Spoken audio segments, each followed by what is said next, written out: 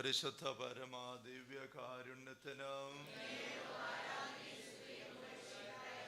പരിശുദ്ധ പരമാ ദിവ്യകാരുണ്യത്തിനും പരിശുദ്ധ പരമാ ദിവ്യകാരുണ്യ ഈശോയ്ക്ക് ഈശോ മിശിഹായ്ക്ക് സ്തുതിയായിരിക്കട്ടെ. അങ്ങോട്ടും ഇങ്ങോട്ടും സ്തുതി ചൊല്ലിയിട്ടിരിക്കാം. സക്രിയായുടെ പുസ്തകം 3-ാമത്തെ അധ്യായം, പഴയ നിയമത്തിലെ അവസാനത്തെ പുസ്തകം അവസാനത്തെ മലാക്കി, അതിനു മുമ്പ് സക്രിയ പുസ്തകം. സക്രിയയുടെ പുസ്തകം 3-ാം അധ്യായം 1 മുതലുള്ള തിരുവചനങ്ങൾ.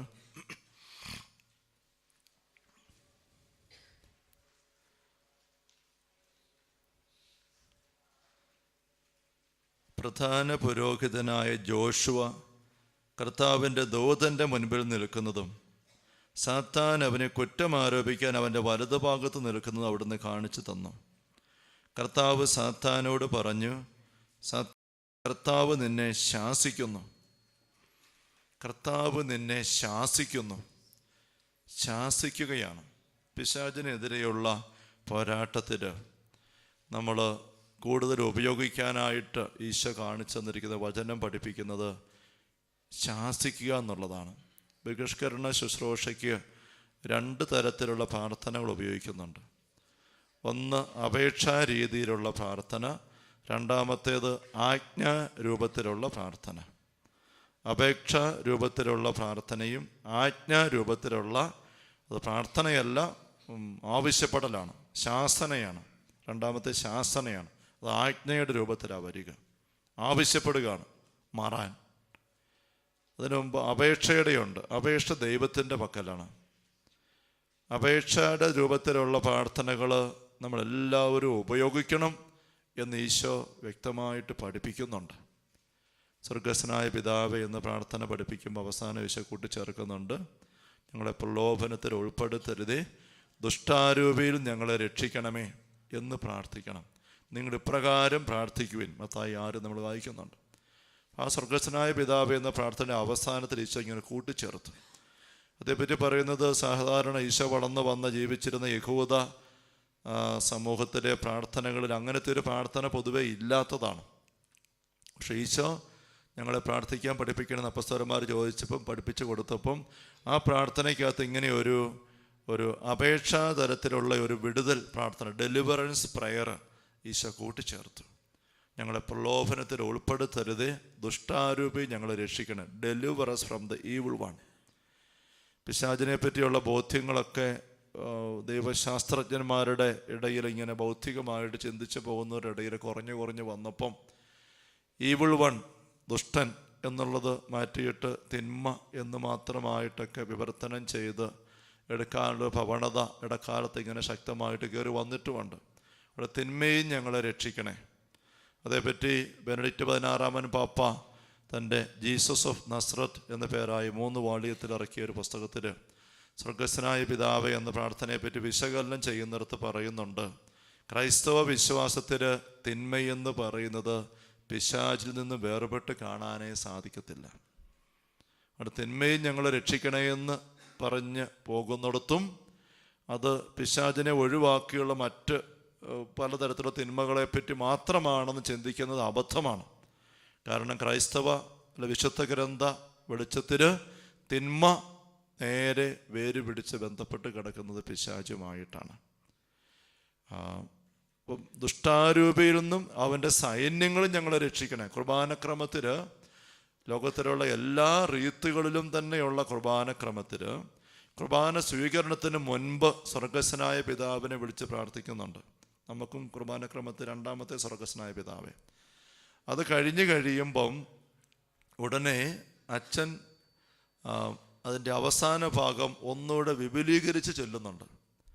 സ്വർഗസ്വനായ പിതാവെ ചൊല്ലി ദുഷ്ടാരൂപിയിൽ നിന്ന് അവൻ്റെ ദുഷ്ടാരൂപി ഞങ്ങളെ രക്ഷിക്കണമേ എന്ന് പറഞ്ഞ് നമ്മൾ ഒരുമിച്ച് പ്രാർത്ഥന നിർത്തി കഴിയുമ്പം അച്ഛൻ ഉടനെ അടുത്ത് വരുന്ന പ്രാർത്ഥനയ്ക്കകത്ത് ഒന്നുകൂടെ ഊന്നി കർത്താവേ ശക്തനായ ദൈവമേ എന്ന് പറഞ്ഞിട്ട് ദുഷ്ടാരൂപിയിൽ നിന്നും അവൻ്റെ സൈന്യങ്ങളും ഞങ്ങളെ രക്ഷിക്കണേ. എന്തുകൊണ്ടെന്നാൽ രാജ്യവും ശക്തിയും മഹത്വവും എന്നേക്കും അങ്ങയുടേതാകുന്നു എന്ന് പറഞ്ഞൊരു പ്രാർത്ഥന, അത് മിക്കവാറും എല്ലാ കുർബാന പല റീത്തുകളെ കുർബാനക്രമങ്ങൾ അത് അങ്ങനെ തന്നെ ഉണ്ട്.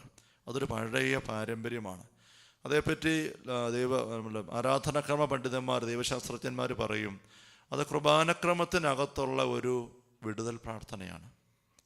കുർബാനക്രമത്തിനകത്ത് ഉൾച്ചേർത്ത് വെച്ചിരിക്കുന്ന ഒരു വിടുതൽ പ്രാർത്ഥനയാണ്. സ്വർഗസ്വനായ പിതാവേ എന്ന പ്രാർത്ഥന അവസാനത്തിലുള്ള ആ വിടുതൽ പ്രാർത്ഥനയെ വിപുലീകരിച്ചെടുത്ത് ആവർത്തിച്ച് കാർമ്മികൻ ഒന്നുകൂടെ പ്രാർത്ഥിച്ചിട്ട് അവിടെ പറയുന്നിടത്ത്, ദുഷ്ടാരൂപിയിൽ നിന്ന് അവൻ്റെ സൈന്യങ്ങളും ഞങ്ങളെ രക്ഷിക്കണേ, എന്തുകൊണ്ടെന്നാൽ രാജ്യവും ശക്തിയും മഹത്വവും അങ്ങയുടേതാണ്, സാത്താൻ്റേതല്ല എന്നതിനർത്ഥം. രാജ്യം പിശാചിൻ്റേതല്ല, ദൈവത്തിൻ്റേതാണ്. ദൈവരാജ്യം തന്നെ അവിടെ ഉദ്ദേശിക്കുന്നത്. അധികാരവും ശക്തിയും മഹത്വവും കൈകേൾക്കാൻ അർഹനായവൻ അങ്ങാണ്. അവൻ കയറി ഞങ്ങളെ ഭരിക്കരുത്, അവൻ ഞങ്ങളുടെ മേൽ ആധിപത്യം പുലർത്തരുതെന്ന അർത്ഥം. അങ്ങയുടേതാണ് എന്ന് പറഞ്ഞുകൊണ്ട് അത് ആവർത്തിക്കുന്നുണ്ട്. വളരെ ലളിതമായ ഒരു വിടുതൽ പ്രാർത്ഥന എനിക്ക് നമ്മുടെ കേരളത്തിൽ മാത്രമായിരിക്കും ഉള്ളത്. അത് ലാറ്റിൻ ക്രമത്തിൽ ഒന്നും കണ്ടിട്ടില്ല. എനിക്ക് ഒത്തിരി ഞാൻ പഠിച്ചിട്ടില്ലെങ്കിൽ പോലും കണ്ടിട്ടില്ല. നമ്മുടെ വലിയ കുരിശടയാളമാണ്. വലിയ കുരിശടയാളം, വിശുദ്ധ കുരിശിൻ്റെ അടയാളത്താൽ ഞങ്ങളുടെ ശത്രുക്കളിൽ നിന്ന് ഞങ്ങളെ രക്ഷിക്കുക, ഞങ്ങളുടെ തമ്പുരാനെ പിതാവിൻ്റെയും പുത്രൻ്റെയും പരിശുദ്ധാത്മാവിൻ്റെയും നാമത്തിൽ എന്ന് പറഞ്ഞാൽ, അങ്ങനെ കുരിശടയാളം വരയ്ക്കൽ ലത്തീൻ ഇതിനകത്ത് കണ്ടിട്ടില്ല, ഞാൻ പോയി പഠിച്ചിട്ടില്ല. എന്നാലും അത് നമ്മുടെ മലയാളം കേരളക്കരയിലെ ഒരു പ്രത്യേക പ്രാർത്ഥന പോലെ എനിക്ക് തോന്നുന്നു. അതൊരു വിടുതൽ പ്രാർത്ഥനയാണ്, ബഹിഷ്കരണ പ്രാർത്ഥനയാണ്. നമ്മുടെ കാരണവന്മാരത് എപ്പോഴും പള്ളി വരുമ്പോഴും പ്രാർത്ഥന ഔദ്യോഗികമായിട്ട് നമ്മൾ കുരിശ് വരയ്ക്കാൻ ആരംഭിക്കുമ്പോഴൊക്കെ അങ്ങനെ വലിയ കുരിശടയാളം വരയ്ക്കും. ലാറ്റിൻ ക്രമത്തിൽ ഈ ഒരു കുരിശടയാളം, in the name of the father and of the son and of the holy spirit, ആമേൻ, അങ്ങനെ പറഞ്ഞാൽ അവർ പോകുന്നത്. ഈ ഒരു കുരിശടയാളം നമ്മുടെ ഒരു പ്രത്യേക സമ്പാദ്യമാണ്, ഒരു പാരമ്പര്യമാണ്. അതിനകത്ത് ഒറ്റ കാര്യം ആവശ്യപ്പെടുന്നുള്ളൂ, കുരിശൻ്റെ മുദ്ര 1, 2, 3, 4 പ്രാവശ്യം നമ്മളൊരു പതിച്ചിട്ട് ഒറ്റ കാര്യം ആവശ്യപ്പെടുന്നുള്ളൂ, ഈ കുരിശൻ്റെ അടയാളത്താൽ ഞങ്ങളെ ശത്രുവിൽ നിന്ന് രക്ഷിക്കണേ. അതൊരു വിടുതൽ പ്രാർത്ഥനയാണ്. അപ്പം ഇങ്ങനെയുള്ള അപേക്ഷാ രീതി, ദൈവത്തോട് അപേക്ഷിച്ചുകൊണ്ടുള്ള പ്രാർത്ഥന. ഗീവർഗീസ് പൈശാശക്തികൾക്കെതിരെ ശക്തമായ അഭിഷേകമുള്ളൊരു വിശുദ്ധനാണ്. കുറച്ച് നാൾ മുമ്പ് സഭ കുറേ വിശുദ്ധരുടെ കാര്യങ്ങൾ പറഞ്ഞിട്ട് ചരിത്രപരമായിട്ട് അവരെ പറ്റി തെളിവുകളില്ല എന്ന് പറഞ്ഞിട്ടുണ്ട്. ഫിലോമിനായും ഗീവർഗീസും ആഗ്നസും ഒക്കെ കൊടുത്തിട്ടുണ്ടെന്ന് എനിക്ക് തോന്നുന്നു, ആണോ? അപ്പോൾ പക്ഷെ അത് സഭ അവരെ പുറന്തള്ളിയിരിക്കുകയല്ല, അവരെ പറ്റിയുള്ള ചരിത്രപരമായ കാര്യങ്ങൾ നമുക്ക് പോയി കണ്ടുപിടിക്കാൻ സാധിച്ചിട്ടില്ല എന്നാണ് പറയുന്നത്. ബാക്കി സഭ പ്രഖ്യാപിച്ച സകല വിശുദ്ധരെ പറ്റിയും എവിടെയെങ്കിലും ചരിത്രപരമായ കാര്യങ്ങളുണ്ട്. ഇതേപ്പറ്റി ചരിത്രമൊക്കെ കൂടി പാരമ്പര്യം മാത്രമേ കാണുന്നുള്ളൂ. അത് വെച്ചുകൊണ്ട് സഭ അങ്ങനെ പറഞ്ഞതാണ്. പക്ഷെ നമുക്കറിയാം, ഗീവർഗീസ് എന്ന പേര്, സെൻറ്റ് ജോർജ് ഗീവർഗീസിൻ്റെ പേര് ആഴപ്പെട്ട ആദിമ നൂറ്റാണ്ട് മുതൽ സഭയിലെങ്ങും ശക്തമായി ദൈവ സഹായവും സംരക്ഷണവും ലഭിക്കാനായിട്ട് വിശ്വാസമൂഹം, വിശ്വാസികൾ മാത്രമല്ല അവിശ്വാസികളും അത് ഉപകാരപ്പെടുത്തിയിട്ടുണ്ട്, ഉപയോഗിക്കുന്നുണ്ട്. ഇപ്പം ഒരു വെള്ളിച്ചൻ്റെ ഒക്കെ അടുത്ത് എന്തുമാത്രം എല്ലായിടത്തും സെൻറ്റ് ജോർജിൻ്റെ പേരിൽ എവിടെയെല്ലാം പള്ളികളുണ്ടോ അവിടെയെല്ലാം വലിയ അനുഭവങ്ങളുമുണ്ട്. ഗീവർഗീസിൻ്റെ പേര് പറഞ്ഞുള്ള പ്രാർത്ഥനയിൽ എന്തുമാത്രം അനുഭവങ്ങൾ അനുഭവമില്ലാത്ത നിങ്ങൾ ആരും കാണുകയല്ല. ശക്തമായ വ്യക്തമായ അനുഭവം, പ്രത്യേകിച്ചും തിന്മയുടെ ശക്തികൾക്കെതിരെ. നമ്മുടെ പാഠ്യപുസ്തകത്തിനകത്ത് ഒരു പ്രാർത്ഥന കൊടുത്തിട്ടുണ്ട്, ഗീവർഗീസിനോടുള്ളൊരു പ്രാർത്ഥന. ഞാനത് പുത്തമ്പള്ളിയിലായിരിക്കുമ്പോൾ, ആലം പുത്തമ്പള്ളി സെൻറ്റ് ജോർജ് പള്ളിയായിരുന്നു. അപ്പോൾ അവിടെ ഗീവർഗീസിൻ്റെ ഒരു നൊവേന പ്രാർത്ഥന അങ്ങനെ നടത്തിയപ്പം അതിനുവേണ്ടി അന്ന് ഉണ്ടാക്കിയൊരു പ്രാർത്ഥനയാണ്. അത് നിങ്ങൾക്ക് ഉപയോഗിക്കുന്നതല്ല, നമ്മുടെ ഓരോരുത്തരെയും വ്യക്തി സാഹചര്യത്തിൽ കുടുംബത്തിലെയും നമ്മുടെ വ്യക്തിപരമായ ആവശ്യങ്ങളെല്ലാം ഒന്ന് സൂചിപ്പിച്ചുകൊണ്ട് എടുത്ത് സമർപ്പിച്ചുകൊണ്ട് എന്നാൽ വചനത്തിൽ നല്ലപോലെ ഊന്നി നിന്നുകൊണ്ടുള്ള ഒരു ബഹിഷ്കരണ പ്രാർത്ഥന തന്നെയാണത്. അത് നമുക്ക് വേണ്ടി തന്നെ ഉപയോഗിക്കുക, വേറെ ആരെയും വെച്ച് ഉപയോഗിക്കേണ്ട. നമ്മൾ ഓരോരുത്തർക്ക് വേണ്ടി നിങ്ങൾ ദൈവം ഏൽപ്പിച്ചിരിക്കുന്ന ജീവിത പങ്കാളി, മക്കൾ, നിങ്ങളുടെ വസ്തുവകകൾ അവയെ വെച്ചുകൊണ്ട് അത് ഉന്നം വെച്ചുകൊണ്ട് നിങ്ങൾക്ക് പ്രാർത്ഥിക്കാം. അത് അനുഭവമാകും. നമ്മളത് ഉച്ച കഴിഞ്ഞ് 3 മണിക്ക് ക്ലാസ്സിന് മുമ്പുള്ള പ്രാർത്ഥനയ്ക്കകത്ത് അതും കൂടെ ചേർക്കാൻ ഞാൻ പറഞ്ഞിട്ടുണ്ട്. അപ്പോൾ ഉച്ച കഴിഞ്ഞ് നമ്മൾ ഒരുമിച്ച് ചെല്ലും, തനിച്ചും അത് ചെല്ലാൻ നമ്മുടെ പാഠ്യപുസ്തകത്ത് അവസാനം കൊടുത്തിട്ടുണ്ട്. അല്ല, പാഠ്യപുസ്തകം 2 പ്രാർത്ഥനയുടെ അവസാനം കൊടുത്തിട്ടുണ്ട്. ഒന്ന്, പൂർവികർ വഴിയുള്ള തിന്മയുടെ സാന്നിധ്യങ്ങൾ കയറി വന്നിരിക്കുന്നുള്ളൊരു വിടുതൽ കിട്ടാനായിട്ട് അത് പൂർവികരുടെ ശാപവും പാപവും അല്ല. പക്ഷേ നമ്മളത് പിന്നീട് ഞാൻ വിശദമായിട്ട് പറഞ്ഞു തന്നുകൊള്ളാം. പക്ഷെ അങ്ങനൊരു വശം നമുക്ക് പ്രാർത്ഥിക്കേണ്ട ആവശ്യമുണ്ട്. അങ്ങനെ പ്രാർത്ഥന കൊടുത്തിട്ടുണ്ട്. ആ പ്രാർത്ഥന നമ്മൾ നാളെ മുതൽ രാവിലെ കുരിശടയാളം വരച്ച് കഴിഞ്ഞ് ഉള്ള സമയത്ത് കുഞ്ഞു പ്രാർത്ഥിക്കാൻ നമ്മളത് ചേരും.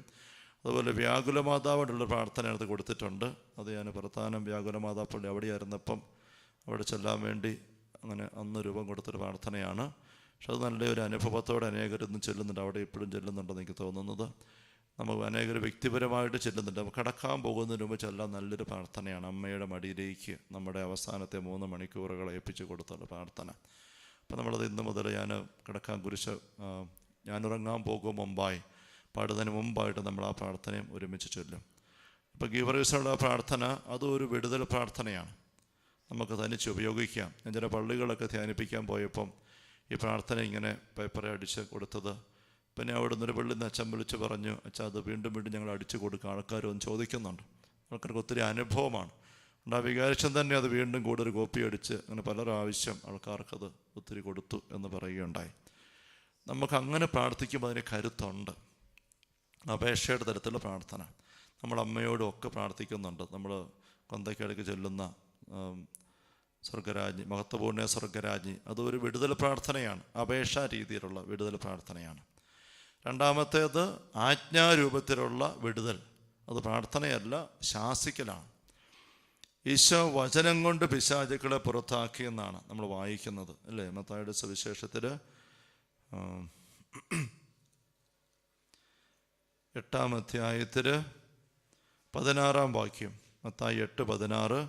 നമുക്ക് സക്കറിയയുടെ അവിടെ കാണണം, അങ്ങോട്ട് തിരിച്ചു വരിക നമ്മൾ. മത്തായി 8:16. സായാഹ്നമായപ്പോൾ അനേകം പിശാച് ബാധിതരവർ അവരെ അതിൻ്റെ അടുത്ത് കൊണ്ടുവന്നു. അവൻ അശുദ്ധാത്മാക്കളെ വചനം കൊണ്ട് പുറത്താക്കുകയും എല്ലാ രോഗികളെയും സുഖപ്പെടുത്തുകയും ചെയ്തു. വചനം കൊണ്ട് പുറത്താക്കി.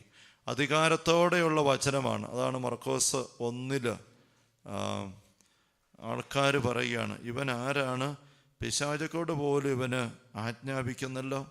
മർക്കോസ് 1:27 വചനം. ഈശോ 25 വചനം, ഈശോ അവനെ ശാസിച്ചു, നിശബ്ദനായിരിക്കും, അവനെ വിട്ട് നീ പുറത്തു വരിക. ശാസിക്കുകയാണ് ഈശോ. അതാണ് വചനം കൊണ്ട് പുറത്താക്കുന്നത്. എടുത്തു പറയാൻ കാരണം, മറ്റ് മതസ്ഥരും ഒക്കെ വചനം കൊണ്ടല്ല പുറത്താക്കിയത്. ഈശോ അന്ധനും ഓമനുമായവനെ സുഖപ്പെടുത്തുമ്പം ആൾക്കാർ പറയുന്നത് എന്താ? പിശാചുക്കളുടെ തലവൻ ആ ബേൽസബൂലിനെ കൊണ്ടാണ്. കാരണം അതാണ് അവർക്ക് പരിചയം. കുട്ടി പിശാചിനെ ഇറക്കാൻ വലിയ പിശാചിനെ പിടിക്കുക, അങ്ങനത്തെ രീതികൾ. അങ്ങനെയുള്ള ഒരുപാട്, ഞാനിങ്ങനെ മറ്റു മതസ്ഥരുടെ ഈ ബഹിഷ്കരണ പരിപാടികൾ വായിച്ച് വന്നപ്പോൾ നമുക്ക് തലമരച്ച് പോകുന്ന പോലെയുള്ള ക്രയവിക്രയങ്ങൾ എങ്ങനെ ചെയ്തു കൂട്ടിയിരിക്കുന്നു. ഞാൻ കുറേ എൻ്റെ ബുക്കിനകത്ത് ഉദ്ധരിച്ചിട്ടുണ്ട്. കുറേ സംഭവങ്ങൾ ഇങ്ങനെ ഭീകരമായ രീതിയിൽ ഭയാനകമായ കാര്യങ്ങളെല്ലാം കാട്ടിക്കൂട്ടി ദീർഘമായ മണിക്കൂറുകൾ ദീർഘിക്കുന്ന കാര്യങ്ങളാണ്.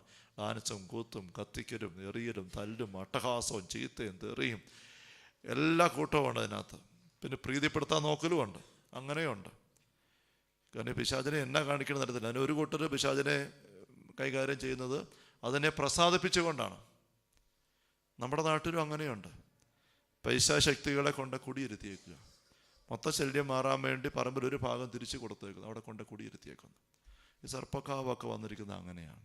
എന്നിട്ട് അവിടെ കൊണ്ട് വിളക്ക് വെക്കുന്നു, അല്ലെങ്കിൽ നെയ്യ് ഒഴിക്കുന്നു, ഇതൊക്കെ വെച്ച് അങ്ങനെ ചെയ്തു വരുമ്പോൾ അവിടെ ശല്യം ഉണ്ടാവുകയല്ല. നമ്മുടെ ഈ സെറ്റനോളജിക്കകത്ത് ഡിമനോളജിക്കകത്ത് ഒരു കാര്യം ശ്രദ്ധിക്കാൻ സാധിക്കുന്നത്, ഞാൻ പറഞ്ഞല്ലോ, ഈശോയുടെ പ്രബോധനത്തിലാണ് ഈ ഒരു മേഖലയെപ്പറ്റി വ്യക്തത വരുന്നത്. അതുവരെ വ്യക്തത ഇല്ലായിരുന്നു എന്ന് പറയുമ്പോൾ വല്ലാത്ത കുഴച്ചിലും കിടപ്പുണ്ട്. ഈ കുഴച്ചിൽ നമ്മൾ അറിഞ്ഞിരിക്കേണ്ടതാണ്. ആ കുഴച്ചിൽ എങ്ങനെ കയറി കിടക്കുന്നുള്ളത്. പഴയ നിയമത്തിൽ പോലും കുഴഞ്ഞു മറിഞ്ഞാണ് കിടക്കുന്നത്. പഴയ നിയമത്തിൽ പോലും ഈ കാര്യങ്ങൾ പഴയ നിയമത്തിൽ ഒരു 3 ഘട്ടമായിട്ട് ആണ് ഇതേപ്പറ്റി ഒരു വെളിച്ചം പയ്യെ തെളിഞ്ഞു വരുന്നത് കാണാൻ പറ്റുന്ന സംഭവങ്ങൾ കിടപ്പുണ്ട്. നമുക്ക് അതേപ്പറ്റി വിശദമായിട്ട് പോകാൻ സമയമില്ല. ആദ്യം അവർ ഓർത്തിരുന്നത് ദൈവം തന്നെയാണ് പിശാചിനെ അയക്കുന്നതെന്നാണ്. കാരണം ഇതെല്ലാം ഒരു അദൃശ്യ ലോകത്തുനിന്ന് വരുന്ന കാര്യങ്ങളാണ്. അപ്പം അദൃശ്യ ലോകത്തുള്ളത് അവർക്കറിയാം, ദൈവമുണ്ട്, പിശാചുക്കളുണ്ട്. അപ്പോൾ ദൈവമാണ് ഏറ്റവും വലുത്. അപ്പോൾ ദൈവത്തിൻ്റെ കീഴിലുള്ളവരാണ് പിശാചുക്കൾ എന്ന് അവരങ്ങ് കരുതി. അതുകൊണ്ട് സാവൂളിനെ ദുരാത്മാവ് പീഡിപ്പിക്കുമ്പോൾ ദൈവം അയച്ച ഒരു ദുരാത്മാവ് സാവൂളിനെ പീഡിപ്പിച്ചെന്ന് അവർ എഴുതി വെച്ചു. അന്ന് അത്ര അവർക്ക് തിരിയുന്നുള്ളൂ. തമ്പുരാന് കാതോർത്ത് വരുമ്പോൾ എത്ര അവർക്ക് കിട്ടിയുള്ളൂ. ദൈവം അയച്ച അങ്ങനെ കാണുന്നത്. അപ്പം ദൈവവും പിശാചും ഒക്കെ ഇങ്ങനെ മാറി അങ്ങനെയൊക്കെ എന്തോ അന്ന് കലക്കം കിടപ്പുണ്ട്. ഈശോ പുതിയ നിയമത്തിലേക്ക് വരുമ്പോഴാണ് കാര്യം കൃത്യമായിട്ട് തെളിഞ്ഞു വരുന്നത്. ഈ നമ്മളിപ്പോൾ സക്കറിയ 3 കാര്യങ്ങൾ സാമാന്യം കൃത്യമാണ്. പിശാചും ദൈവവും ഒരു ബന്ധമില്ലാത്ത, പിശാചും മനുഷ്യനുമായിട്ട് ഒരു ബന്ധമില്ലാത്ത അവസ്ഥ. ജോബിൻ്റെ പുസ്തകത്തിലെ റെഫറൻസ് നമ്മൾ വായിച്ചു വരുമ്പം, ഇതൊരു അക്കാഡമിക് തലത്തിൽ ഞാൻ പറയുന്നത് കേട്ടോ. ജോബിൻ്റെ പുസ്തകത്തെ വായിച്ചു വരുമ്പം തമ്പുരാൻ്റെ സദസ്സിലുള്ള ആരോ ഒരാളാണ് പിശാച് എന്ന ഒരു ആശയമാണ് അന്ന് അവർക്കുണ്ടായിരുന്നത്. സാത്താൻ അവിടെ വരുന്നു, പോകുന്നു, കറങ്ങിയിട്ട് വരുന്നു, അവിടെ പോയിട്ട് വരിക, ദൈവം ചോദിക്കുന്നതായിട്ട് കാണുകയാണ്. അത് അവർക്ക് കിട്ടുന്ന ദൈവിക വെളിച്ചം അത്രയൊന്നും ആയുള്ളൂ. അതുകൊണ്ടാണ് കാലാകാലങ്ങളിൽ പ്രവാചകന്മാരിലൂടെ വെളിപ്പെടുത്തി ക്രിസ്തുവിലാണ് വെളിപാടിൻ്റെ പൂർണ്ണതായെന്ന് ഹെബ്രായ ലേഖനം 1-ാം അധ്യായം 1-ാം വാക്യം നമ്മൾ വായിക്കുകയാണ്. ഈശോയിലാണ് പൂർണ്ണത വരുന്നത്. ഞാൻ ഇത്രയും പറഞ്ഞത്, നമ്മൾക്ക് അക്രൈസ്തവ മതങ്ങളിൽ പലയിടത്തും ഇപ്പോഴും ഈ കലക്കം വല്ലാണ്ട് കിടക്കുകയാണ്. നമ്മുടെ ഹൈന്ദവ സഹോദരങ്ങളുടെ ആ വിശ്വാസ ലോകത്തിലേക്ക് നോക്കിയാൽ അത് വളരെ വ്യക്തമാണ്. 1-2 ഉദാഹരണം പറയാം. ഇപ്പം ശിവനെന്ന് പറയുന്നത് അനേക ഹൈന്ദവർക്കൊരു ദൈവത്തിൻ്റെ സ്ഥാനത്ത് നിൽക്കുന്ന ഒരു സാന്നിധ്യമാണ്, ഒരു ദേവൻ ആണ്. പക്ഷെ ശിവൻ തന്നെ ആണ് ഭൂതേശ്വരൻ എന്ന പേരിൽ അറിയപ്പെടുന്നത്. ഭൂതേശ്വരൻ, ഭൂതമെന്ന് പറയുന്നത് ഇന്ത്യൻ ഡീമനോളജി, ഹിന്ദു ഡീമനോളജിയിൽ വരുന്നൊരു പേരാണ് ഭൂതം. ഭൂത, പ്രേത, പിശാചുക്കൾ, അതെല്ലാം ഡീമനോളജി വരുന്ന കാര്യങ്ങളാണ്. ഭൂതങ്ങളും പ്രേതങ്ങളും പിശാചുക്കളും എല്ലാം അങ്ങനെ കിടക്കുകയാണ്. ഈ ഭൂതങ്ങളുടെ ഈശ്വരൻ ആണ് ശിവൻ മറുവശത്ത്. ഇങ്ങേ വശത്ത് ദേവനുമാണ്. ശിവൻ്റെ മകനായിട്ടാണ് ഗണപതി. ഈ ഗണപതി എന്ന് പറയുന്നത് ആ വാക്കിൻ്റെ അർത്ഥം ഗണത്തിൻ്റെ അധിപൻ എന്നാണ്. Hallelujah, hallelujah. ഗണത്തിൻ്റെ അധിപൻ. ഏത് ഗണത്തിൻ്റെ അധിപനാ?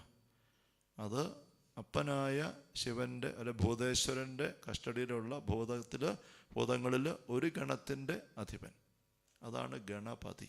ആ വാക്കിൻ്റെ അർത്ഥം തന്നെ അങ്ങനെയാണ്. അപ്പോൾ ഇതിൻ്റെയൊക്കെ അങ്ങനെ കുഴഞ്ഞു കിടക്കുകയാണ്. ശിവൻ്റെ ഭാര്യ ആയിട്ട് പാർവതി ഒരു ഐശ്വര്യം തരുന്ന ദേവിയായിട്ട് ആണ് കരുതപ്പെടുന്നത്. എങ്കിൽ പോലും ഈ പാർവതി തന്നെയാണ് കാളി. കൽക്കട്ടയിലൊക്കെ കാളി എന്ന് പറയും, കാളി ക്ഷേത്രം എന്ന് പറയുന്നത് ഈ പാർവതി തന്നെ കാളി, അവിടെ വേറെ ആരുമല്ല. കാളി എന്ന് പറയുന്നത് ലോകത്തിൽ തന്നെ ഇത്രയും ഭീകരരൂപിയായ ഒരു അരൂപിയെ പറ്റി കാണാൻ പറ്റും. അതുപോലത്തെ ഭീകര കാളിയുടെ ഒരു രൂപം കൊണ്ടാവിച്ച് കാണാം. ഇങ്ങനെ കടിച്ച് കീറി ചോരയൊക്കെ ഒഴുകിച്ച് ഇങ്ങനെ.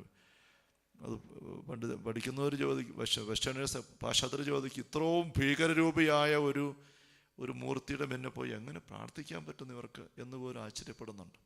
കണ്ടാൽ തന്നെ അതുപോലെ പേടിയാകും. ഈ കാളി തന്നെയാണ് ദുർഗയും. ദുർഗ എന്ന് പറയുന്നതും ദുർഗ, ഗമിക്കാൻ പറ്റത്തില്ല, അടുക്കാൻ പറ്റത്തില്ലാത്ത അർത്ഥം തന്നെ. അതും ഒരു ഭീകര ഇത് തന്നെയാണ്. പിന്നെ നമ്മുടെ ഓണവുമായിട്ട് ബന്ധപ്പെട്ട മാവേലി എന്നൊക്കെ പറയുന്നത് ഹല്ലേലൂയ, ഹല്ലേലൂയ. മാവേലി എന്ന് പറയുന്ന മഹാബലി അസുരനാണ് നമുക്കറിയാം. പുരാണം വെച്ച് തന്നെ അസുരനാണ്. അസുരൻ എന്ന് പറഞ്ഞാൽ ദേവന്മാരുടെ ശത്രുക്കളാണ്. ഏതാണ്ട് ദുരാത്മാക്കൾ, അശുദ്ധാത്മാക്കൾ എന്ന് പറയുന്ന പോലെയാണ്. അപ്പം അസുരന്മാരും ദേവന്മാരുമായിട്ടാണ് പുരാണങ്ങൾ എന്നും വഴക്ക്, യുദ്ധം. 10 അവതാരങ്ങളെപ്പറ്റി ഹൈന്ദവ പുരാണം പറയുമ്പം അവതാരങ്ങളെല്ലാം തിന്മയെ ഉന്മൂലനം ചെയ്യാൻ വേണ്ടിയുള്ളതാണ്. തിന്മ പെരുകുമ്പോൾ അതിനെ തീർക്കാൻ വേണ്ടി അവതാരം വരുന്നത്. 5-ാമത്തെ അവതാരമാണ് വിഷ്ണു വാമനനായിട്ട് വരുന്നത്. അത് വരുന്നത് ഈ മഹാബലി എന്ന അസുരനെ അവസാനിപ്പിക്കാനാണ്. മഹാബലി ഒത്തിരി നന്മയെല്ലാം ചെയ്ത് നന്നായിട്ട് ഭരിക്കുന്നുവെന്ന്, കള്ളവുമില്ല ചതിയില്ല എന്നൊക്കെയുള്ള പിന്നെ കവി എഴുതി ഉണ്ടാക്കിയ പാട്ടാണ്. അത് ഒറിജിനലി അങ്ങ് പുരാണത്തിൽ കിടക്കുന്നതല്ല. അപ്പം അങ്ങനെ ആയിരുന്നാൽ പോലും നമ്മൾ കഴിഞ്ഞ ദിവസം ആടിൻ്റെ കാര്യം, കശാപ്പുകാരൻ ആടിനെ കൊണ്ടുപോകുന്ന കാര്യം പറഞ്ഞ പോലെ മനസ്സിലാക്കാൻ പറ്റുള്ളൂ. അപ്പോൾ ഈ അസുരനാണ്, ഒരു പൈശാചിക രാജാവാണ് മഹാബലി ഹൈന്ദവ വിചിത്രത്തിൽ. അതുകൊണ്ടാണ് ഇപ്രാവശ്യം ഓണം വന്നപ്പോൾ നമ്മുടെ അമിത്ഷാ, നമ്മുടെ മോദിയുടെ വലം കൈയായിട്ട് നിൽക്കുന്ന BJP നേതാവ് പറഞ്ഞു, കേരളക്കാർക്കെല്ലാം വാമന ദിന ആശംസകൾ. വായിച്ചില്ലേ? ഫേസ്ബുക്കിൽ പോസ്റ്റ് ചെയ്തു. അങ്ങനെ ഫേസ്ബുക്കിലെ പടമൊക്കെ പേപ്പറിലുണ്ടായിരുന്നു. അതിനകത്ത് ഇങ്ങനെ ചവിട്ടി താക്കുന്ന രംഗം പടവും കൊടുത്തിട്ട് വാമന വിജയ ആശംസകൾ, ദിനാശംസകൾ എന്ന് പറഞ്ഞ് അങ്ങേര് എഴുതിയപ്പം നമ്മുടെ ഇവിടെയുള്ളതെല്ലാം ബഹളം വെച്ചു. പിണറായി എല്ലാവരും ബഹളം വെച്ചു, ഞങ്ങളെ അവമാനിക്കുക, ഓണത്തെ പുച്ഛിക്കുക എന്ന് പറഞ്ഞുകൊണ്ട്. പക്ഷെ അവർ പിന്നെയും നമ്മുടെ കുമ്മനം രാജശേഖരനൊക്കെ ഉടനെ അമിത്ഷായെ സപ്പോർട്ട് ചെയ്തു. അതാണ് ശരി എന്ന് പറയുമ്പോൾ തന്നെ കാര്യം പച്ചയ്ക്ക് വ്യക്തമാണ്. എന്താ വ്യക്തമാകുന്നത്? ഈ ഓണത്തിൽ നമ്മൾ മാവേലിയെ വരവേക്കാനും പറഞ്ഞ് ഇറങ്ങുമ്പം നമ്മളൊരു പിശാചിനെയാണ് വരവേക്കാൻ പോകുന്നതെന്നാണ് ഹൈന്ദവ പുരാണം തന്നെ പറയുന്നത്. അങ്ങനെ കുഴഞ്ഞു കിടക്കുകയാണ്. അതുകൊണ്ട് ഓണത്തപ്പൻ എന്നൊക്കെ പറയുന്നത് വിഷ്ണുവാണ്, അങ്ങനെയും പറയുന്നത്. കാക്കര അവിടെ അത് വിഷ്ണു, അങ്ങനെയാണ് അത് വരുന്നത്. പക്ഷെ ഓണത്തിൻ്റെ ആഘോഷത്തിന് എല്ലാവരും മാവേലിക്കാണ് പൂക്കളം ഉണ്ടാക്കി മാവേലിയെ വരവേക്കാൻ വേണ്ടി എന്ന് പറയുകയാണ്. അപ്പം ഞാനിത് പറഞ്ഞാൽ ചോദിച്ചു കഴിഞ്ഞാൽ അതിൻ്റെ കൂടെ ഈയിടെ ഓരോ സൂചിപ്പിച്ചിരിക്കുന്നത് കണ്ടു. 5-ാം അവതാരത്തിലാണ് മാവേലി നശിപ്പിക്കാൻ വേണ്ടി വിഷ്ണു വരുന്നത് വാമനനായിട്ട്. 6-ാമത്തെ ദശാവതാരമാണ് ആര്? പരശുരാമൻ. ഈ പരശുരാമനാണ് മടു പറഞ്ഞ് കേരളം ഉണ്ടാക്കിയത്. അപ്പോൾ കേരളം ഉണ്ടാകുന്നതിന് മുമ്പാണ് കേരളത്തിൽ മാവേലി ഭരിച്ചിരുന്നതായിട്ട് വരുന്നത്. ഞാൻ കുറച്ച് കാര്യം പറഞ്ഞാൽ വെച്ചാൽ നമ്മൾ ആരെയും പുച്ഛിക്കാൻ അങ്ങനെയൊന്നുമല്ല. ഇതാണ് ഈ കുഴഞ്ഞ അവസ്ഥ, അവ്യക്തത. ഇങ്ങനെ കുഴഞ്ഞു കിടക്കുക. ഏത്? ഈ ദൈവികമായ കാര്യങ്ങളും പൈശാചികമായ കാര്യങ്ങളും വ്യക്തതയില്ലാതെ കുഴഞ്ഞു കിടക്കുകയാണ്. അതുകൊണ്ട് തന്നെയാണ് ഇങ്ങനെയുള്ള വിശ്വാസത്തിൻ്റെ പുറകിലുള്ള അതിൻ്റെ ആരാധന ആലയങ്ങളിലും ആരാധന വിഷയങ്ങളിലും നമ്മൾ ഇടപെടാൻ പോകുമ്പം അത് അപകടമാണെന്ന് വചനം കൃത്യമായിട്ട് പറയുന്നുണ്ട്. വിജാതീയ ആരാധനാലയത്തിൽ പോകുന്നത് പിന്നെ പിശാചിന് പങ്കുചേരുന്നതാണെന്ന് തന്നെ പൗലോസ് അപ്പോസ്തലൻ എഴുതി ഇല്ലേ? 1 കൊരിന്ത്യർ 8-ാം അധ്യായം. വിഗ്രഹങ്ങൾ കർപ്പിച്ച ഭക്ഷണസാധനത്തെപ്പറ്റി പറയുകയാണ്. ഇനി വിഗ്രഹങ്ങൾ കർപ്പിച്ച ഭക്ഷണസാധനങ്ങളെപ്പറ്റി പറയാം എന്ന് പറഞ്ഞാൽ ഇവർ എഴുതി ചോദിച്ചിരിക്കുക എന്നാ ചെയ്യണ്ടേ? അവരുടെ നാട്ടിൽ ഇങ്ങനെ ഒത്തിരി വിഗ്രഹങ്ങളും എല്ലാം ഉണ്ട്. അതിനെല്ലാം പൂജ അർപ്പിക്കുന്ന സ്ഥലങ്ങളിലാണ്. അവിടെ ഇങ്ങനെ പ്രസാദവും എല്ലാം വിതരണം ചെയ്യുന്നുണ്ട്. അതൊക്കെ കഴിക്കാവോ വാങ്ങിക്കാവോ എന്നാ ചെയ്യണ്ടേ ചോദിക്കുകയാണ്. പറഞ്ഞു വരുമ്പോൾ 4-ാം വാക്യത്തിൽ പറയുകയാണ്, വിഗ്രഹങ്ങൾ കർപ്പിച്ച ഭക്ഷണ സാധനങ്ങളെ പറ്റിയാണെങ്കിൽ ലോകത്ത് വിഗ്രഹം എന്നൊന്നും ഇല്ലെന്നും ഏകദൈവമല്ലാതെ മറ്റു ദൈവമില്ലെന്നും നമുക്കറിയാം. ദൈവങ്ങളെന്ന് വിളിക്കപ്പെടുന്നവർ ആകാശത്തിന് ഭൂമിയിൽ ഉണ്ടെന്നിരിക്കട്ടെ. അങ്ങനെ പല ദേവന്മാരും നാഥന്മാരും ഉണ്ടല്ലോ. എങ്കിലും നമുക്കൊരു ദൈവമേ ഉള്ളൂ. ആരാണ് സർവ്വം സൃഷ്ടിച്ചത്? ആർക്ക് വേണ്ടിയാണ് നാം ജീവിക്കുന്നത്? ആ പിതാവ്. ഒരു കർത്താവേ നമുക്കുള്ളൂ. ആരിലൂടെയാണ് സർവ്വം ഉളവായത്? ആരിലൂടെയാണ് നാം നിലനിൽക്കുന്നത്? ആ യേശു ക്രിസ്തു. അപ്പോൾ വിഗ്രഹത്തിനെ പറ്റി ഭക്ഷണത്തെ പറ്റി പറയാൻ തുടങ്ങുമ്പോൾ തന്നെ അദ്ദേഹം പറയുകയാണ്, വിഗ്രഹം എന്ന് പറയുന്നത് തന്നെ ഒന്നുമില്ല മക്കളെ. വിഗ്രഹം എന്ന് പറയുന്നത് തന്നെ ഒന്നുമില്ല. പിന്നെ വിഗ്രഹത്തിനെ പറ്റി ഭക്ഷണസാധനം എന്തെങ്കിലും ആണോ? അത്രയും കൂടിയല്ല. ആനയെന്ന് പറഞ്ഞ് പേടിക്കേണ്ട കാര്യം ഒരു ആനപ്പെടത്തെ പേടിക്കണം, അത്രയും കൂടെ വേണ്ട എന്ന് പറഞ്ഞ പോലെ. പക്ഷേ എന്ന് പറഞ്ഞ അപ്പസ്തലൻ നിങ്ങൾ എന്നാ കാണിച്ചു? തിന്നണങ്ങ് തിന്നോ, പോണേ പൊക്കോ, ഒരു കുഴപ്പമില്ല, അതിനകത്തൊന്നുമില്ല, ഒരു ചുക്കുമില്ല.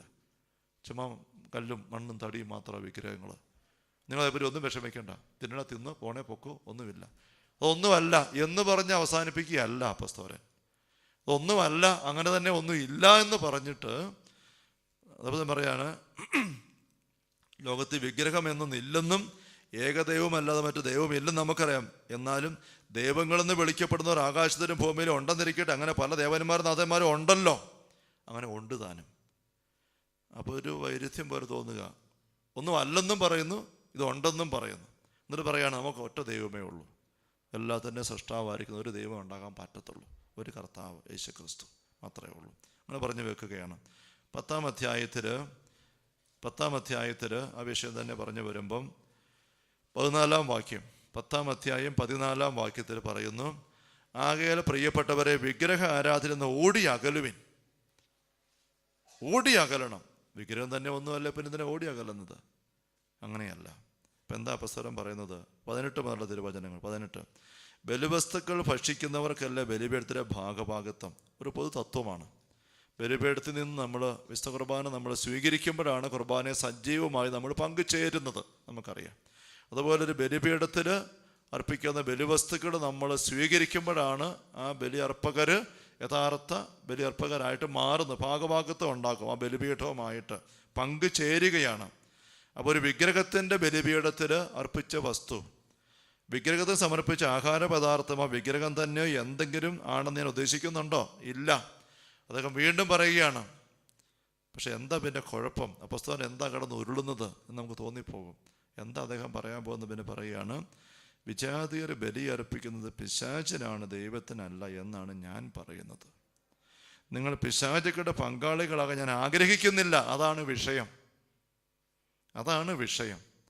അവിടെ പോയി നിങ്ങൾ പങ്കു പിടിക്കരുത്. ഞാനത് ആഗ്രഹിക്കുന്നില്ല. അത് നമുക്ക് പറ്റുകയില്ല. അതുകൊണ്ടാണ് ഈ വിഷയം. ഒരേ സമയം കർത്താവിൻ്റെ പാനപാത്രം പിശാചുക്കളുടെ പാനപാത്രം കുടിക്കാൻ നിങ്ങൾക്ക് സാധിക്കുകയില്ല.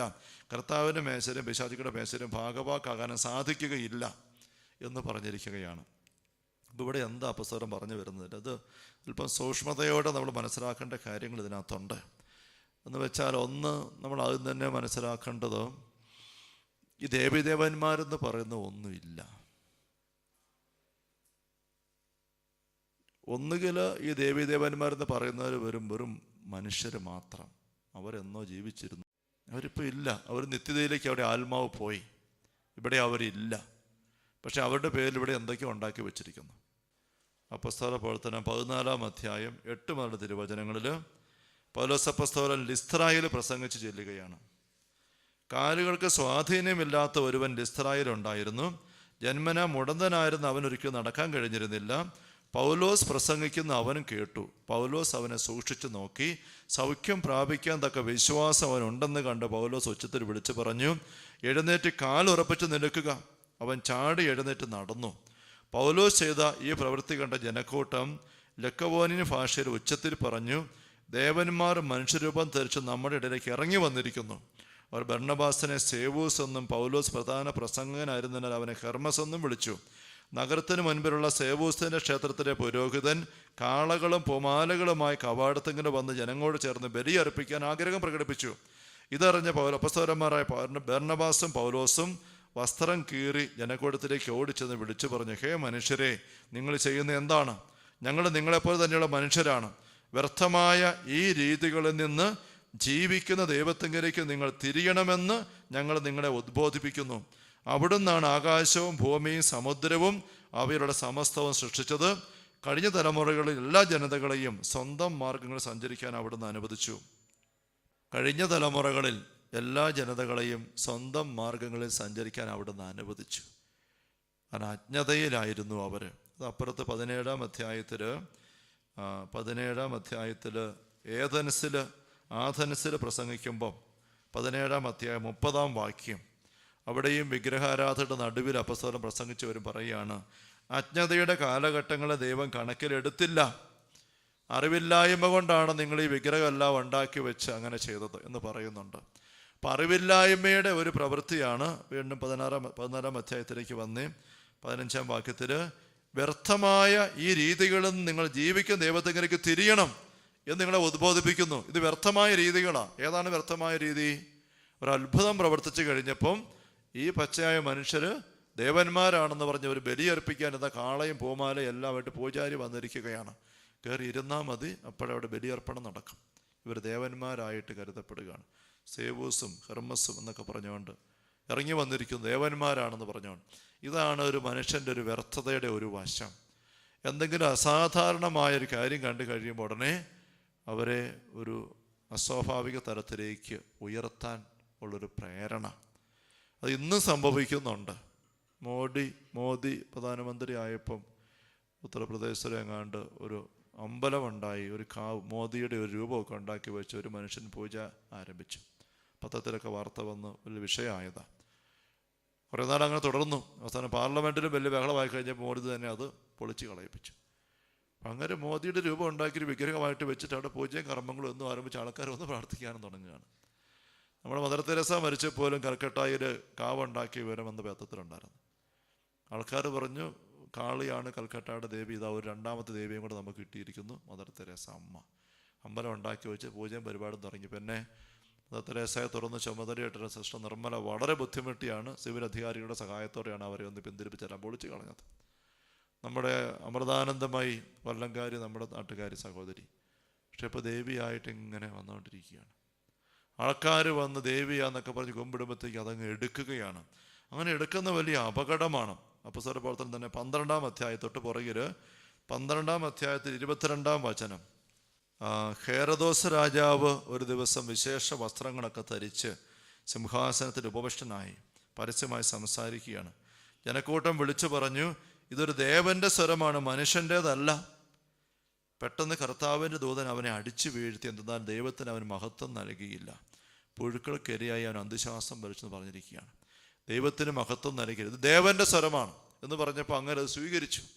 പൗലോസും ബർന്നബാസും ഇങ്ങനെ ആൾക്കാർ പറഞ്ഞപ്പം തിരുത്തി പറഞ്ഞു, എന്താ കാണിക്കുന്നത്? ഞങ്ങൾ വെറും പച്ച മനുഷ്യരാ, വസ്ത്രം വലിച്ചു കയറി ചങ്ക് കാണിച്ചു പറയും, ഇത് ഞങ്ങൾ വെറും മനുഷ്യരാ, ഈ പണി നിർത്താൻ പറഞ്ഞു. ദൈവത്തിങ്കിലേക്കാണ് മഹത്വം കൊടുക്കേണ്ടത്. ആ അറിവില്ലാത്ത വ്യക്തികൾ ഇങ്ങനെ മഹത്വം സ്വയം എടുക്കാൻ നോക്കും. അങ്ങനെ പോകുമ്പം അവർ മരിക്കുന്നവരെ മഹത്വം എടുക്കും. അവർ മരിച്ചു കഴിയുമ്പോഴോ തമ്പുരാൻ്റെ മുക്കിൽ ചെല്ലേണ്ടി വരും. അപ്പം ഇവിടെ പിന്നെ ഒന്നുമില്ലല്ലോ. അപ്പം എന്താ വിഷയം? ഇവിടെ പിന്നെ ഈ കാര്യം ഏറ്റെടുക്കാനായിട്ട് പൈശാചിക അരൂപികൾ നോക്കി നിൽക്കുന്നു എന്നാണ് അപ്പോസ്തലൻ പഠിപ്പിക്കുന്നത്.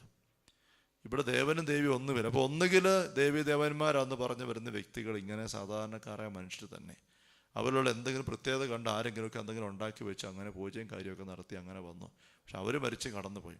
അതുമല്ലെങ്കിൽ ഒരിക്കലും ഒരിടത്തും ജീവിച്ചിരുന്നിട്ടില്ലാത്ത ചില കഥാപാത്രങ്ങൾ, ചില പുരാണങ്ങളിലെ വ്യക്തികൾ, അങ്ങനെ സ്ഥലവുമില്ല സംഭവമില്ല ഒന്നുമില്ല.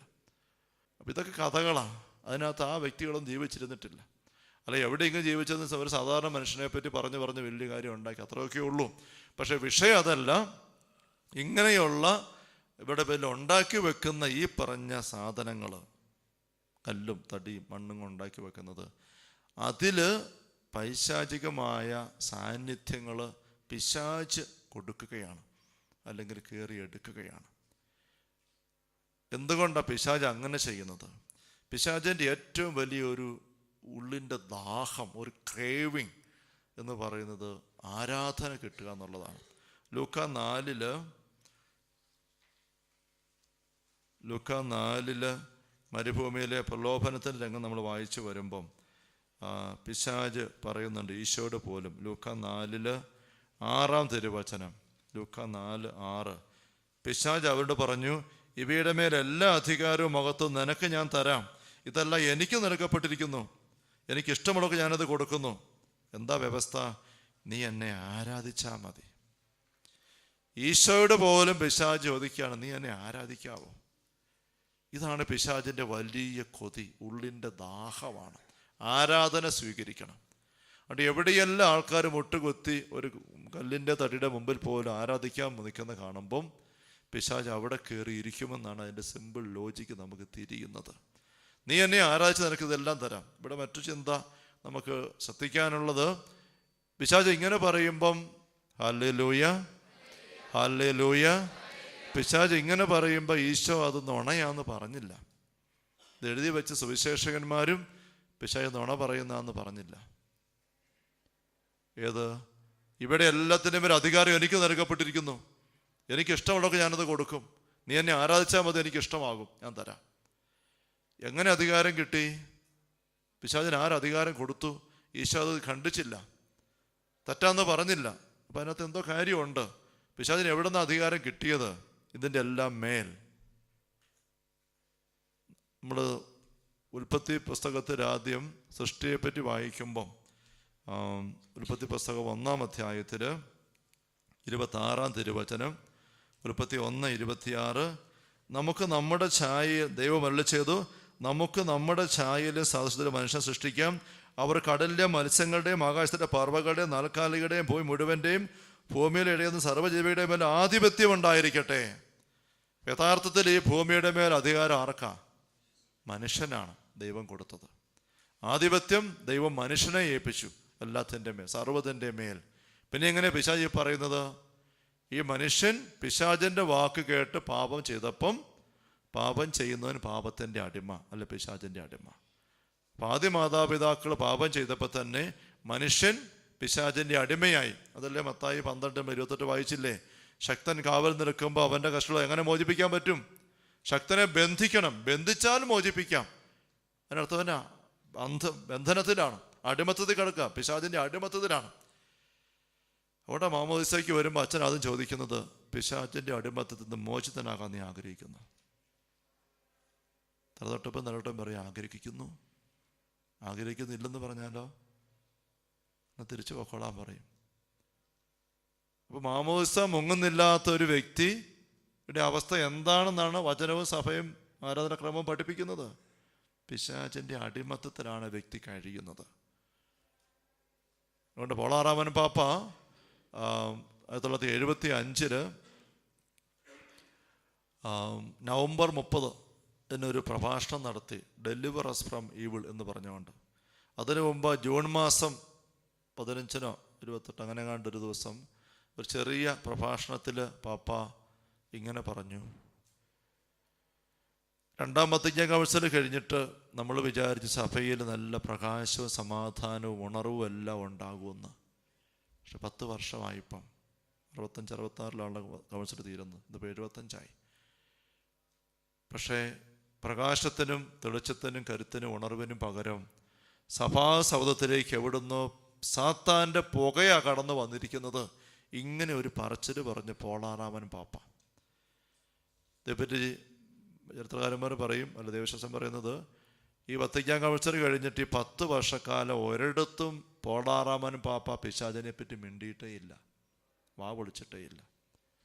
വത്തിക്കാൻ കൗൺസിൽ കഴിഞ്ഞപ്പോൾ തന്നെ ആൾക്കാർക്ക്, ദൈവശാസ്ത്രജ്ഞന്മാർക്കിടയിൽ ഒരു ചിന്ത വന്നു, ഇനിയിപ്പോൾ പിശാചിൻ്റെ കാര്യവും ബഹിഷ്കരണവും ഒന്നും അടുത്ത് മിണ്ടണ്ട, അതൊക്കെ പഴങ്കഥകളാണ്, അന്ധവിശ്വാസങ്ങളാണ്. ഇനി സൈക്കോളജിയൊക്കെ വെച്ച് അങ്ങനെ ബുദ്ധിപൂർവ്വം പരിശീലനമൊക്കെ എടുത്ത് അങ്ങനെ നീങ്ങിയാൽ മതി എന്ന് പറഞ്ഞ് സൈക്കോളജിയും പിന്നെ സാംസ്കാരിക അനുരൂപണം എടുത്ത് എല്ലാ മതങ്ങളെയൊക്കെ ചേർത്ത് പിടിച്ചങ്ങ് പോയാൽ മതി, എല്ലാ മതത്തിനും രക്ഷയുണ്ടെന്നൊരു വ്യാഖ്യാനം, കടന്ന ഒരു വ്യാഖ്യാനവും വന്നു.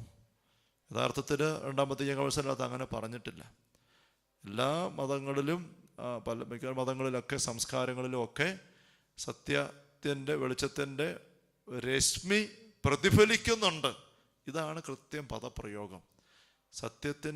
സത്യപ്രകാശത്തിൻ്റെ രശ്മികൾ പ്രതിഫലിക്കുന്നുണ്ട് പല മതങ്ങളിലും പല സംസ്കാരങ്ങളിലും എന്ന് പറഞ്ഞു വെച്ചിട്ടുണ്ട്. അത്രയേ ഉള്ളൂ.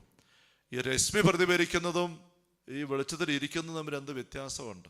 ആ കമ്പാരിസൺ തന്നെ നോക്കിക്കേ. Hallelujah, hallelujah. ഈ ലൈറ്റ് വഴി ഇട്ടിരിക്കുന്നതിൻ്റെ വെളിച്ചം ഇതിൽ ചെന്നിട്ട് ജനാലയുടെ ചില്ല തട്ടിയിട്ട് ഒന്ന് തിരിച്ച് വന്നിച്ചിട്ട് രാത്രിയിൽ നോക്കുക. ആ തിരിച്ച് വന്ന് തട്ടുന്ന വെളിച്ചത്തിലിരുന്ന് വായിക്കാൻ നോക്കുന്നതും ഈ വെളിച്ചത്തിരിക്കുന്നത് എന്തൊരു അന്തരമാണ്. ഈ പദപ്രയോഗത്തിൽ ഊന്നിക്കൊണ്ടാണ് വത്തിക്കാൻ കൗൺസിൽ പഠിപ്പിച്ചിട്ടുണ്ട് മറ്റു മതങ്ങളെല്ലാം രക്ഷയുണ്ട് എന്ന്. അവർ രക്ഷ പ്രാപിക്കുകയല്ലെന്നല്ല പറയുന്നത്, അവരവരുടെ മനസാക്ഷി അനുസരിച്ച് ദൈവത്തെ അന്വേഷിച്ച് പോകുമ്പം അവർക്കവിടെ രക്ഷയ്ക്കുള്ള വഴിയുണ്ട് എന്ന് റോമാലേഖനത്തിൽ നമ്മൾ വായിക്കുന്നുണ്ട്. റോമാലേഖനത്തിൽ 2-ാമത്തെ അധ്യായത്തിൽ 14-15 വാക്യങ്ങൾ. റോമ 2:14-15. നിയമം ലഭിച്ചിട്ടില്ലാത്ത വിജാതീയർ നിയമം ആവശ്യപ്പെടുന്ന കാര്യങ്ങൾ സ്വാഭാവികമായി തന്നെ നിറവേറ്റുമ്പോൾ നിയമം ഇല്ലെന്നിരിക്കലും അവർ തങ്ങൾക്ക് തന്നെ നിയമമാവുകയാണ് ചെയ്യുന്നത്. നിയമത്തിൻ്റെ അനുശാസനം തങ്ങളുടെ ഹൃദയത്തിൽ എഴുതപ്പെട്ടിരിക്കുന്നുവെന്ന് അവർ സ്പഷ്ടമാക്കുന്നു. അവിടെ മനസാക്ഷി അതിന് സാക്ഷ്യം നൽകുന്നു. അപ്പം വചനം കിട്ടിയിട്ടില്ല, വിശ്വാസം കിട്ടിയിട്ടില്ല ആൾക്കാർക്ക് മനസാക്ഷിയുണ്ട്. മനസാക്ഷി തെറ്റും ശരിയും അറിയാം. അതനുസരിച്ച് അവർ മനസാക്ഷിയുടെ വിശ്വസ്ത പ്രവർത്തിക്കൊണ്ട് നീങ്ങുമ്പം അതിനകത്ത് തന്നെ അവർക്ക് രക്ഷയ്ക്കുള്ള മാർഗം അവിടെ ഉണ്ട് എന്നാണ്. തൊട്ടിപ്പുറത്ത് 1-ാം അധ്യായത്തിലും 20-ാം വാക്യം, 1-ാം അധ്യായം 20-ാം വാക്യം, ലോകസൃഷ്ടി മുതൽ ദൈവത്തിൻ്റെ അദൃശ്യ പ്രകൃതി, അതായത് അവിടുത്തെ അനന്തശക്തിയും ദൈവത്വവും സൃഷ്ടവസ്തുക്കളുടെ സ്പഷ്ടമായി അറിഞ്ഞിട്ടുണ്ട്. അവിടെ അവർക്ക് ഒഴികഴിവില്ല. പ്രകൃതിയിലും എഴുതിയിട്ടുണ്ട്, ഹൃദയത്തെ മനസാക്ഷിയിൽ എഴുതിയിട്ടുണ്ട്, പ്രകൃതിയിലും ഉണ്ട്.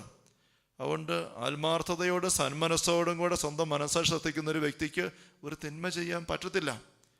10 പ്രമാണം കിട്ടിയിട്ടില്ലെങ്കിൽ പോലും കൊല്ലാൻ, വെറുക്കാൻ, വ്യഭിചരിക്കാൻ പറ്റുകയില്ല. എവിടെയോ ഉള്ളിൽ പറയുന്നത് തെറ്റാ, ചെയ്യരുത്, അരുത് അരുത്. 10 പ്രമാണം കിട്ടിയിട്ടില്ല എങ്കിലും ഉള്ളിലുണ്ട്, മനസാക്ഷി കൊടുത്തിരിക്കുക എന്ന് പറയുകയാണ്. വീണ്ടും ദൈവത്തെ പറ്റി അറിയാൻ പ്രകൃതി തന്നെ ദൈവത്തിൻ്റെ ഒരുപാട് കാര്യങ്ങൾ നിരീക്ഷിച്ചറിയാൻ സാധിക്കുന്നു. അതുകൊണ്ട് വചനവും വിശ്വാസ വെളിച്ചവും കിട്ടിയിട്ടില്ലാത്തവർക്കും അങ്ങനെ ഒരു രക്ഷയ്ക്കുള്ള മാർഗമുണ്ട്. അതുകൊണ്ട് മാമോസ മുങ്ങാത്തവരുള്ള നശിച്ചു പോകുമെന്ന് അതങ്ങനെ സഭ പഠിപ്പിക്കുന്നില്ല. ആ ഒരു പഠനം വരാൻ തന്നെ കാരണം ആദിമ സഭ വളർന്നു വന്ന അവസരത്തിൽ ദിവികാരുണ്യ ബലിയർപ്പണമൊക്കെ വീടുകളില്ലാതെ അപ്പം മുറിക്കലുണ്ടായി. അപ്പോസ്തലന്മാരുടെ നേതൃത്വത്തിൽ അങ്ങനെ സഭ കൂടി, വീടുകൾ തോറും ഒരുമിച്ച് കൂടി നമ്മൾ വായിക്കുന്നുണ്ട്. ഹല്ലേലൂയ. പിന്നീട് ആൾക്കാർ കൂടിക്കൂടി വന്നപ്പം വീടുകളുടെ ഇടയിൽ നിന്നിപ്പോൾ ചില വീടുകൾ പ്രത്യേകമായിട്ട് ഇടയുണ്ടാക്കാൻ തുടങ്ങി, ചില ചാർത്തൊക്കെ ഉണ്ടാക്കി വെച്ച് അങ്ങനെ. പിന്നെയും കുറച്ചൊരു വളർന്നു വന്നപ്പോൾ അതും പറ്റിയല്ല, അപ്പം ചില പള്ളികൾ ഉണ്ടാക്കാൻ തുടങ്ങി. അവിടെ ബലിയർപ്പിക്കാനായിട്ട് മെത്രാന്മാരാണ് ഉണ്ടായിരുന്നത്.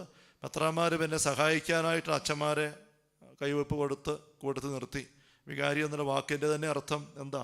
പകരം നിൽക്കുന്നയാളെന്നാണ്. ഒരു രൂപതയിലെ ഉത്തരവാദിത്വം മുഴുവൻ ബിഷപ്പിനാണ്, മെത്രാനാണ്. മെത്രാന് തൻ്റെ ദൗത്യം നിർവഹിക്കാൻ എന്തുമാത്രം ശുശ്രൂഷ ആവശ്യമുണ്ടോ അത്തരം പേരെ മെത്രാൻ സ്വന്തം ഉത്തരവാദിത്വം പരിശീലിപ്പിച്ചെടുത്ത് കൈവെപ്പ് കൊടുത്ത് അച്ഛന്മാരാക്കി നിയമിക്കുകയാണ്. വികാരി എന്ന് പറഞ്ഞാൽ പകരം നിൽക്കുന്ന ആളാണ്, മെത്രാന് പകരം നിൽക്കുകയാണ്. Hallelujah, hallelujah.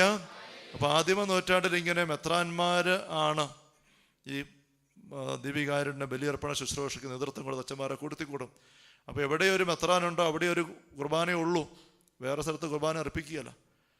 അപ്പോൾ എവിടെ മെത്രാൻ അവിടെ സഭ എന്ന് പറയുമായിരുന്നു.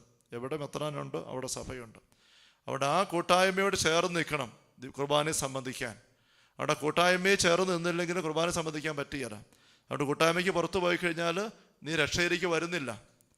അപ്പോൾ ഈ കൂട്ടായ്മയിൽ കൂടാതെ മാറിപ്പോകുന്നവർക്ക് രക്ഷ അവർ പുറത്താണെന്നുള്ള ആ ഒരു ആശയത്തിൽ നിന്ന് പിന്നീട് വന്നതാണ് ഈ കൂട്ടായ്മയ്ക്ക് പുറത്ത് രക്ഷയില്ല, സഭയ്ക്ക് പുറത്ത് രക്ഷയില്ല.